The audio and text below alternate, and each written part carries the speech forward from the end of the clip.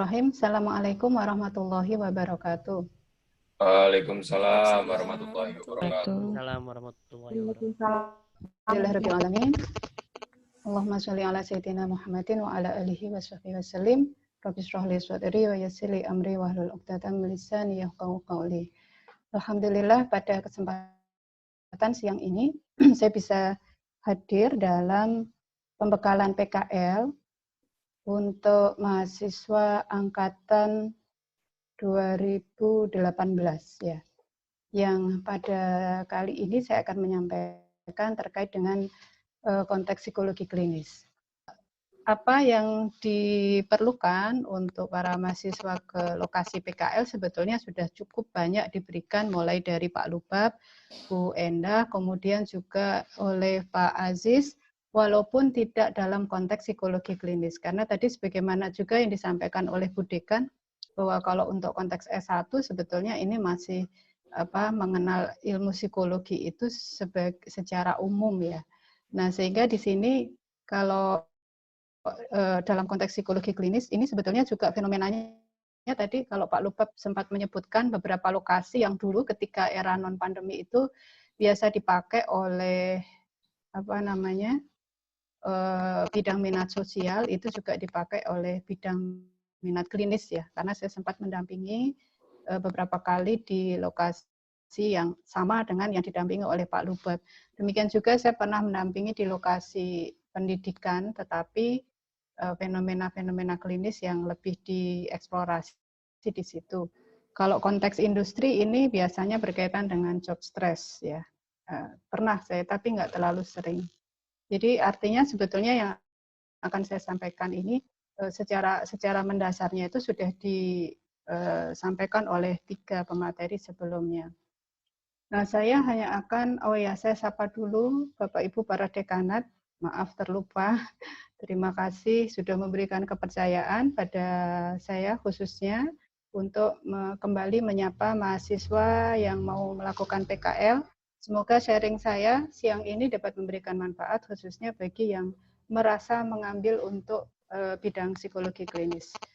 Baik, kemudian juga para panitia yang sangat semangat ya di bawah komando Mbak Mega atas semua koordinasi untuk melaksanakan pembekalan PKL pada kali ini. Nah, ini untuk saya ketika membuat slide ini, saya sebetulnya agak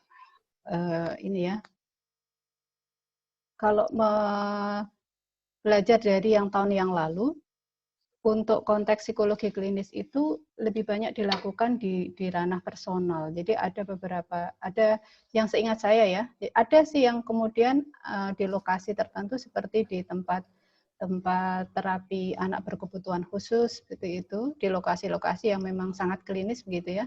Tetapi tidak, jadi mayoritas justru bukan di lokasi seperti itu karena banyak yang kemudian PKL-nya itu di lokasi di sekitar rumah masing-masing. Sehingga di sini saya menyampaikannya mencoba untuk menyesuaikan tema yang dibawa oleh panitia, yaitu kontribusi psikologi di dalam menjawab tantangan masa pandemi. Monggo Mbak Fuji, Bu Fuji, slide berikutnya. Ini kalau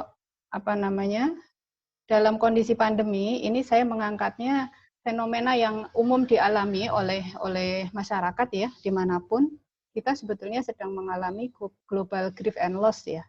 Jadi pandemi ini di samping tadi disinggung oleh Bu Endah tentang sisi ketidakpastian, jadi memang itu problem utama adalah ketidakpastian, tetapi sebetulnya ketidakpastian ini terpadu di dalam proses grief and loss yang memang sedang kita hadapi. Kita mengalami keberdukaan dan kehilangan atas aktivitas yang biasa kita lakukan, dan itu memunculkan rasa pesimisme ya. Jadi kenapa dikatakan, kalau ini saya mengambil istilahnya Seligman, itu adalah helplessness ya. Jadi kalau kita lihat masyarakat itu kayak putus asa yang dipelajari. Artinya sebetulnya mereka aslinya bukan orang-orang yang mudah putus asa, tetapi ketika usaha-usaha mereka itu kemudian beberapa kali itu mengalami gagal lagi, kendala lagi, akhirnya kemudian yang muncul adalah rasa pesimis. Misalnya kalau konteks tadi dunia industri, di era pandemi ini kan yang mungkin sektor ekonomi yang paling terasa adalah sektor industri ya, baik apalagi yang industri besar ataupun yang industri kecil pun juga mereka merasakan seperti itu. Mungkin mereka sudah melakukan terobosan ini langkah baru, kemudian mereka gagal lagi dan seterusnya, sehingga memunculkan pesimisme gitu. Demikian juga dalam konteks yang dialami di ranah personal, misalnya di konteks pendidikan, terutama ini kalau karena di sekitar saya banyak ibu-ibu ya, jadi mereka itu mengeluhkan burnout ya, burnoutnya ibu rumah tangga, tapi mereka juga harus menjadi guru bagi anak-anak mereka. Mereka menyalahkan guru itu suka ngasih tugas banyak, sementara mereka itu hanya ngasih tugas sama ngoreksi. Lalu ini gimana? Ini kita jadi orang tua ini harus punya beban lebih. Sementara SPP tetap berjalan sama seperti ketika non pandemi. Jadi itu kemudian memunculkan beragam persoalan-persoalan secara psikologis. Tetapi di sini saya melihatnya, saya ingin lebih ke arah yang tadi karena berkaitan dengan tema itu ya. Jadi sebetulnya dalam kondisi stressful seperti apapun, di situ itu ada peluang, ada kesempatan kita untuk tumbuh, untuk ya bukan kemudian ada traumatic disorder gitu ya. Kalau dalam bahasa klinis banget tuh kan ada, kemudian kita trauma dengan kondisi pandemi, tetapi kita melihat di situ ada kesempatan untuk tumbuh, untuk berkembang. Ada harapan-harapan, ada optimisme yang bisa kita tumbuhkan. Dan itu kemudian akan menopang kesejahteraan kita. Nah, di sini tadi saya sampaikan, saya mencoba hal yang berbeda yang sebelum-sebelumnya mungkin kurang dieksplorasi oleh mahasiswa yang berminat PKL di bidang klinis ya. Itu kan biasanya kalau tadi sempat disinggung oleh Pak Aziz juga, bahwa biasanya kan programnya kalau nggak asesmen, kemudian kalau di konteksnya profesional, kalau untuk klinis itu, untuk aspek profesinya, untuk klinis, bahasa PKL yang lama ya, itu biasanya berkaitan dengan intervensi gitu ya, kemudian juga penelitian. Kalau penelitian tadi sudah banyak diulas Pak Aziz. Tapi misalnya terkaitnya sama kalau konteksnya yang sangat klinis itu, maksudnya khas klinis itu adalah berkaitan dengan asesmen sama intervensi. Nah, saya ingin menyampaikan di sini, mungkin ini juga belum banyak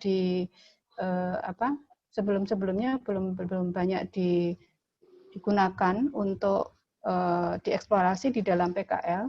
Di sini karena konteksnya pandemi dan memang di sini banyak problem psikologis yang dialami di masyarakat, tapi sekali lagi sebetulnya manusia itu diberikan kekuatan untuk mengimbangi kondisi-kondisi sulit yang mereka alami. Itu yang di sini saya singgung ya. Nah, nanti silakan yang berminat di bidang psikologi klinis tidak mengakses kalau misalnya itu programnya asesmen itu kemudian hanya stres melulu, atau kemudian di situ hanya disorder atau mungkin yang masalah-masalah. Jadi ada faktor-faktor, ada hal-hal yang sifatnya bersifat kekuatan yang bisa eksplor di lapangan gitu. Itu asesmennya kita tadi disinggung Pak Aziz bisa menggunakan observasi, wawancara ataupun menggunakan tes ya, dan itu bisa dilakukan dalam setting apapun tanpa harus tes formal yang secara keilmuan itu kode etik ya, secara kode etik tadi Bu Endah, ini untuk S1 tidak diperbolehkan gitu. Jadi nanti kalau ke arah kesesuaian dengan S1 itu nanti kalau kita menggunakan perspektif positif itu lebih fleksibel begitu daripada kemudian yang klinis sifatnya klinis murni, karena ini masih S1 ya. Saya mohon maaf, ini ada trouble sedikit, ada tamu, jadi saya harus pindah tempat. Saya minta maaf sebentar aja.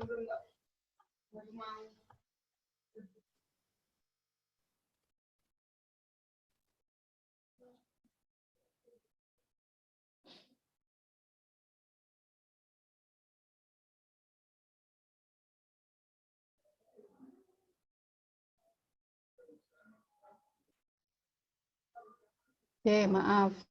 Saya lanjutkan. Ya, jadi tantangan di masa pandemik di sini tadi yang sudah saya sampaikan. Lanjut Mbak Puji. Ya, nah ini ya. Jadi nanti silahkan yang berminat di bidang klinis bisa mengeksplorasi aspek well-being yang ada di lokasi masing-masing. bisa, kalau tadi misalnya lokasinya kebetulan terkait dengan industri, itu aspek well-being pun juga bisa dieksplorasi di situ ya. Kebetulan tadi Bu Endah, walaupun di industri minoringnya kan klinis. Nah, well-being ini nanti bisa kemudian ada, ini saya sedikit mengenalkan psikologi positif ya, nanti bisa digunakan untuk pengembangan program-program khususnya di bidang klinis, seperti bagaimana menggali emosi positif gitu ya. Emosi positif bisa kemudian dengan syukur, dengan harapan, dengan jadi ini spektrum emosi positif itu bukan hanya happiness, ya orientasinya lebih pada lawan dari emosi positif, emosi negatif yang sifatnya itu memberikan suasana mood yang turun ya, sementara emosi positif ini memberikan suasana emosi yang lebih bersinar, lebih bersemangat seperti itu. Kemudian ada engagement, ini nggak terlalu saya eksplorasi. Nah ini positive relationship, karena sekarang masa pandemi itu banyak orang harus melakukan social distancing gitu ya. Social distancing itu tidak berarti mereka harus memutus social connecting, karena social connecting ini berbahaya bagi kesehatan mental ya. Kita nggak mungkin tidak membutuhkan orang lain. Jadi bagaimana distancing secara fisikal itu tetap mengharuskan ada connecting secara sosial. Ini bagian penting untuk well-being.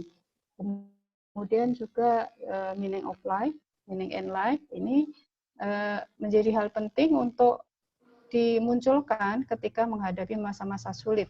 Nah, ketika kita melihat ada hikmah yang diberikan di dalam kondisi-kondisi sulit. Ini bisa menjadi hal yang nanti bisa dieksplorasi di dalam PKL. Kemudian lanjut di bawahnya, Mbak Puji.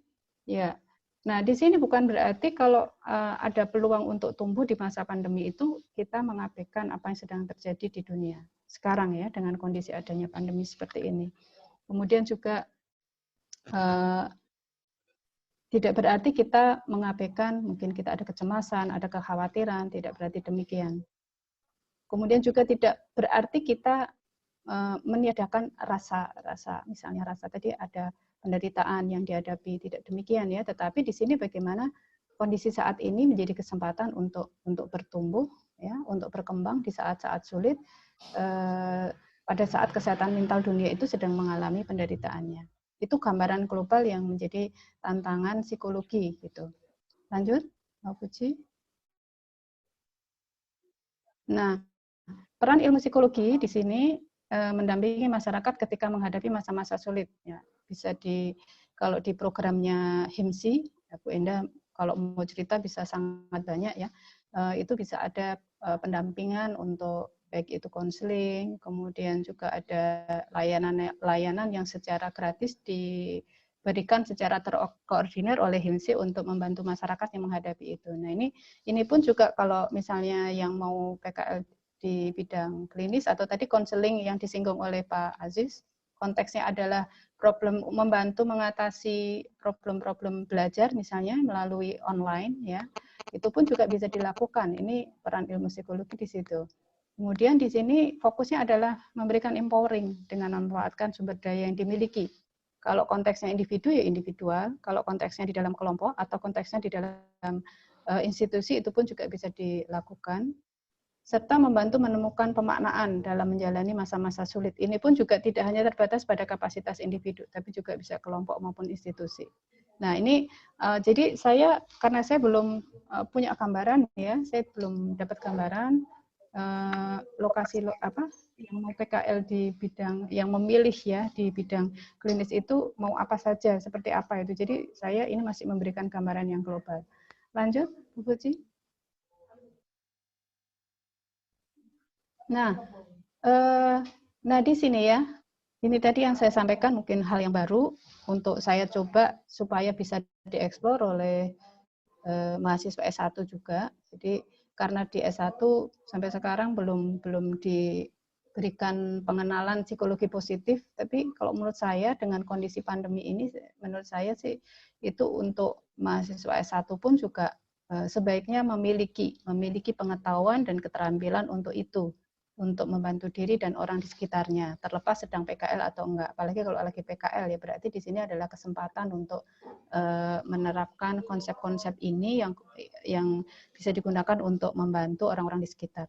Nah, ini program-program yang berbasis kekuatan bisa berkaitan dengan praktek kebersyukuran.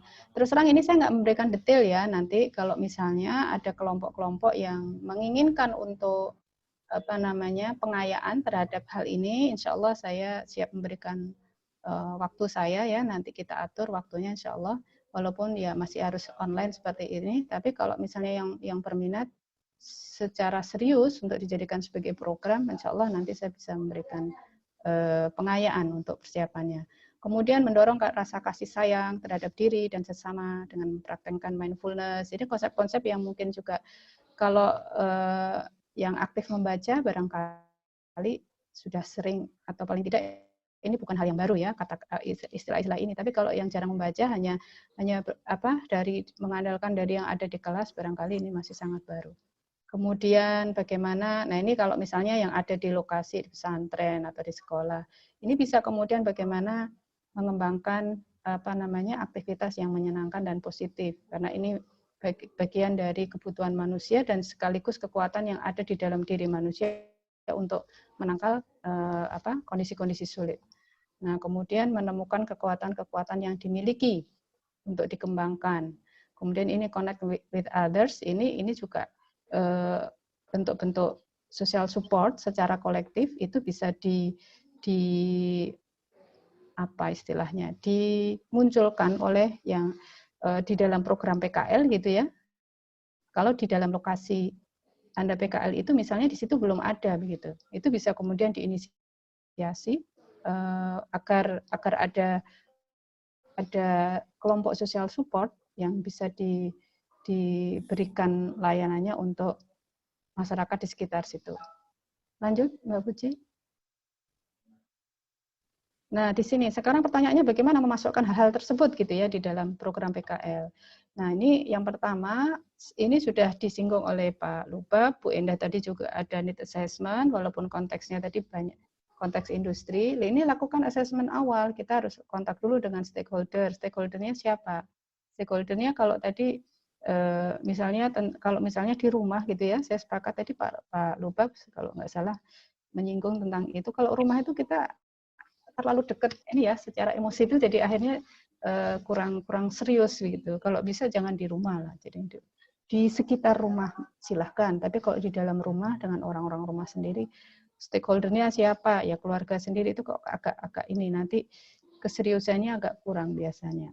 Jadi lakukan kontak dengan stakeholder. Jangan kemudian kita mengasumsikan mereka mau menerima kita gitu.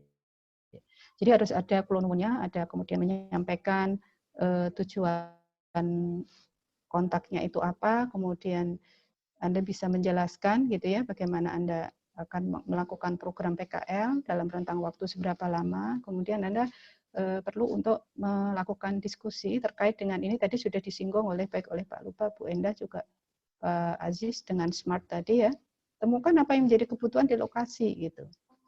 Kebutuhan di lokasi itu bisa berbeda-beda dan juga bisa sangat banyak. Ini tadi harus memberikan fokus ya, sudah disinggung oleh Pak Aziz juga tadi, harus spesifik. Jadi kalau misalnya kebutuhan ini banyak sekali, apakah harus diakomodir semua? Enggak juga. Jadi semakin fokus, ini nanti akan lebih mudah untuk memantau, untuk membuat programnya, kemudian melaksanakan, dan kemudian mengevaluasinya.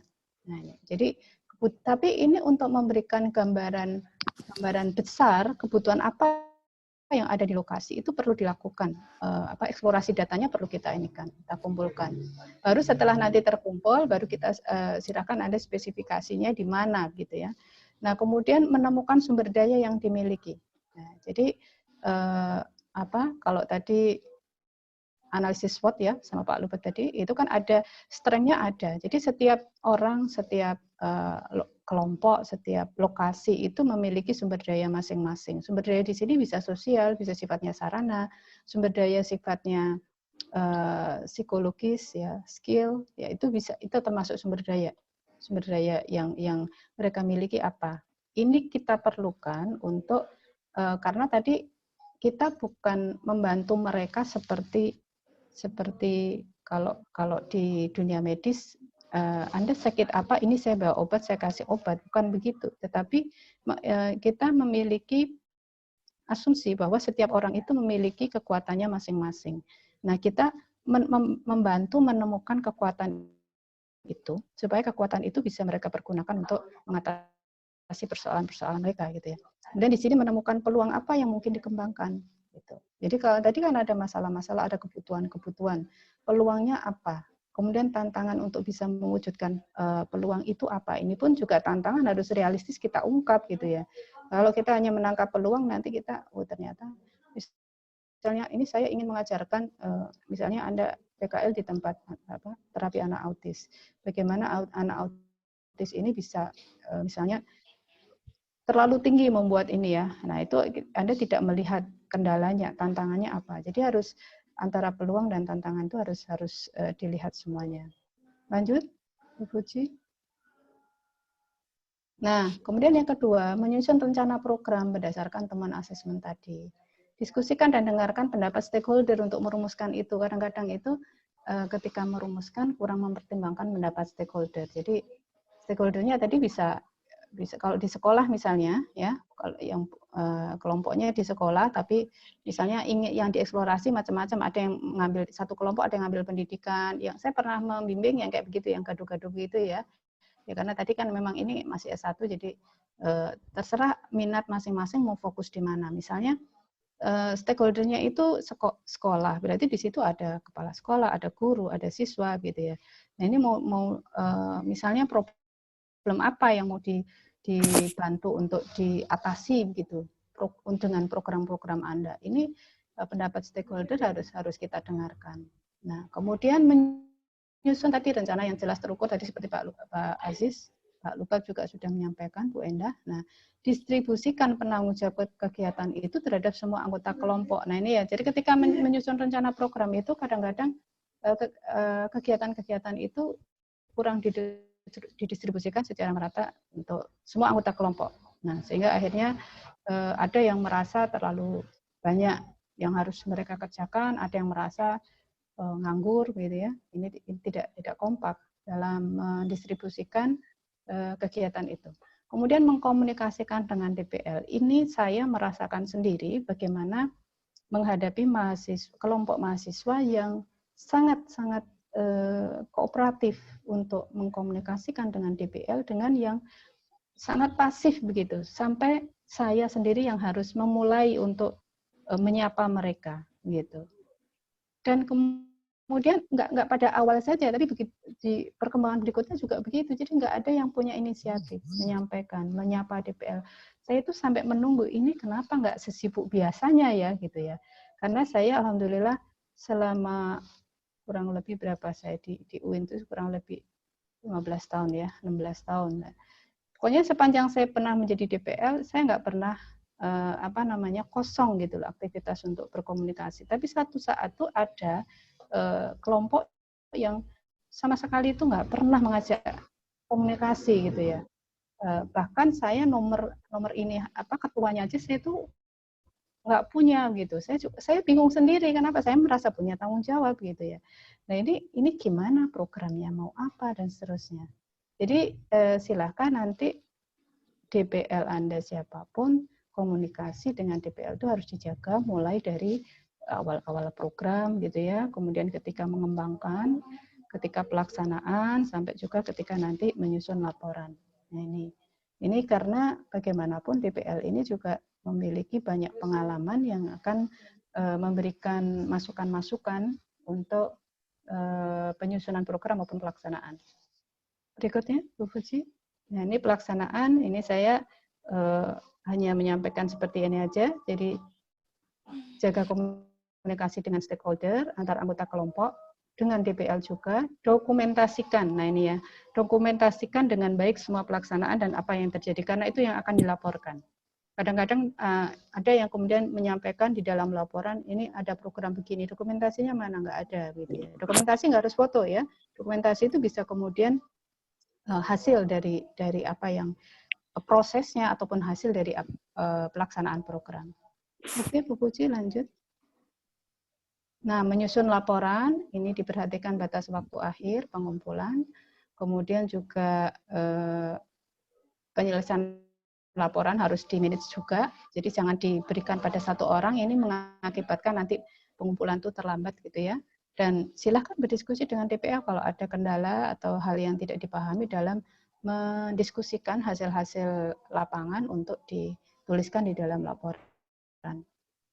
Ya, sampai di sini alhamdulillah pas azan zuhur kalau di sini ya, saya posisi di Solo jadi mungkin lebih akhir daripada di situ. Itu terdengar adzan jadi saya akhiri. Terima kasih. Mohon maaf kalau ada banyak yang kurang. Terima kasih untuk semuanya. Assalamualaikum warahmatullahi wabarakatuh.